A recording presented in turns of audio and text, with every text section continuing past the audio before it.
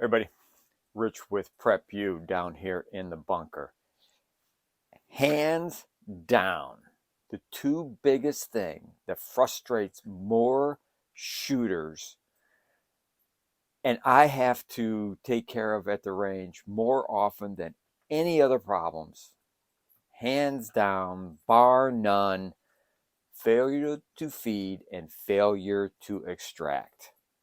Two biggest malfunctions that I deal with. And I'm like I said before, it really, really frustrates shooters, and it really, really pisses off guys that just and gals that just bought a brand new firearm because they're going, "I just bought this firearm.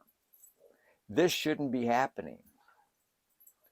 And I go, "Okay, you just bought it. Have you taken it apart and cleaned it? Have you oiled it?" Well, no. Whenever you get a new firearm, and there is a video on this about that I have about new firearms and why it is so necessary to take your new firearm before you even shoot it, take it apart, oil it, and clean it. But I'm not going to go into that right now because that's not what this video is about. But we have a lot of failure to feed and failure to eject on brand new firearms. That's hands down the number one reason. There's brand new firearms because they are not ever oiled properly from the factory, and they only shoot one round just to make sure it shoots. I don't care where it goes. Well, into the target, obviously, but um, so that's key. But here are some of the reasons that I have found out, and you can correct yourself so you don't have these failure to feeds and failure to eject issues. I've also went on the internet and looked at a whole bunch of articles and stuff like that, and it pretty much matches up what my experience as an RSO has found over the last 6 to 7 years. Failure to feed. Why? Reasons like I just said. Number one reason: new firearms not properly oiled, so the firearm cannot cycle properly. It's not the first round that's the issue. That's real easy. Slide goes back, unlock the slide lock, it goes forward, and away you go. It's after that because it's not oiled properly and is too much drag on the slide, so it doesn't cycle properly. We also find that out with failure to extract, but I'm getting ahead of myself. Another reason: failure to feed. Dirty. The ramp is so dirty that that bullet cannot make it up in time because it's grinding its way up the ramp. Got to clean that. And the feed ramp is harder to clean because remember, every time that bullet goes up, it's leaving a little bit of something behind. Every time. That's got to be clean. That's why those little brass brushes are so very nice. Same thing with your barrel, okay? Every time that brass goes in and comes out, in and out, in and out, in and out, it's leaving something behind. That's a problem with failure to eject. That's why a snake is really nice, because it's got those nice little brass teeth. And it rips all that stuff and makes your barrel nice and clean. All right, another reason: failure to feed. The magazine, okay? And it's anywhere from a bent feed lips to a burr or bad springs. Old ones or springs that just weren't made properly the first time. You get those. I've had people buy 2 or 3 magazines. I've bought magazines brand new, out of the bag. Don't work. Don't work with crap in your firearm. Exchange it. Don't get mad. Just exchange it. Ammo. A lot of times it's reloaded ammo because a lot of times people will take all different kinds of ammo and they'll reload it. And sometimes it gets too old. It could be, the brand and stuff like that. But usually reloaded. But also, and I have 2 rifles. They do not like anything but brass. I can't put steel in them. I can't. No matter what I do, no matter how I clean them, unless I put a little bit of oil on the steel. I know a lot of guys and gals with AKs will do that. They'll roll their rounds a little bit in a little bit of oil and it feeds through quickly. Um, so, the ammo can have different. That's why I always tell you, test the ammo in your firearms, specifically your self-defense ammo. Make sure it cycles. Make sure it runs through. How you gonna get it? Can you get a bad primer? Sure, you can get a bad primer. It's just the nature of the beast. So that's why you train to make sure that you know how to take care of a misfire or a failure to feed or a failure to eject.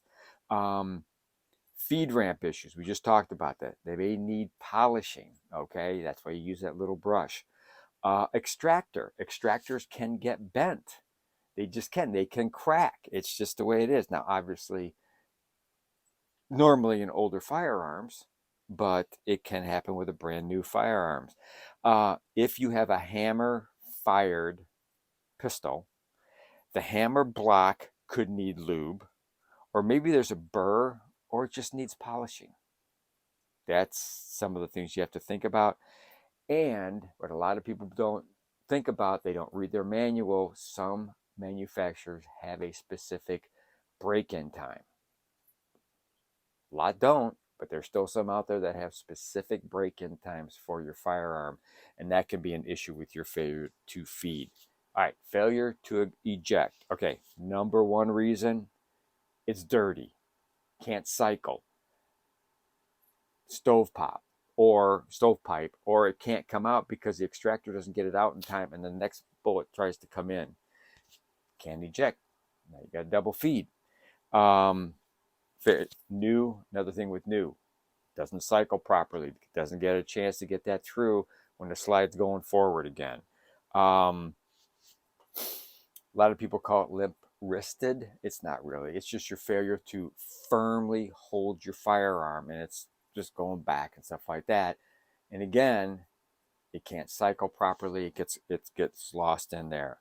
Underpowered ammo happens a lot with either remanufactured. It happens with all kinds of ammo, reloaded ammo, new ammo, and stuff like that. Some firearms, if you look at them, have to have. I'm talking 9mm. Will not shoot 115. Has to be 124 grain. All right. So think about that when you're buying that firearm. Ask the person that's buying it, can I shoot 115 in this? Do I have to shoot 124? Hopefully you don't have to shoot 147 because it's really hard to find. Um, with failure eject, you can have extractor claw issues. Maybe it's not clean. Maybe it's slipping for whatever reason. A lot of times it can also be operator error. A lot of things with firearms are operated error. Worn or dirty cartridge rims. And that goes for brand new ammo. It could be dirty, it could be nicked, it could be whatever, and it can't pull out. And if you're not inspecting or cleaning your cases when you're reloading them, you really got to inspect that rim, because that rim has to be perfect so the extractor can come in and break it and pull it out and get rid of it. All right. And another one, thumb writing. And I see thumb writing all the time. And I actually have showed people that have had failure to eject and saying, can you show me how you're holding your firearm? And when they're holding their firearm, they have the thumb up on that slide. All right. And they're holding it too tight, and you're slowing the speed of that slide coming back and forward. And again, it's a cycling issue. It just induces friction and it causes a short stroke. So there you go. Think about these things, because you can correct all this. You can correct this with your firearm by just making sure that it's cleaned and lubed and you're holding it properly, and you know what you're doing. And that's why operator error is one of the items in here on failure to feed and failure to eject. So that's it for this week's Saturday edition of Something from the Range.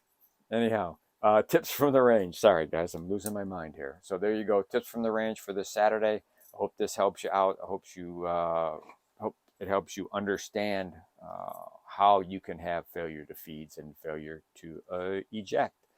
So that's it for today. Well, you guys take care. You all be safe. And remember, always be aware of your surroundings, no matter where you're at. Extremely important. And make sure that you have enough food, water, medicine, ammunition on hand in case you have to bug out or shelter in place. And please prep like your life depends on it, because it really does. Thanks a lot. Take care. See you next week. Bye.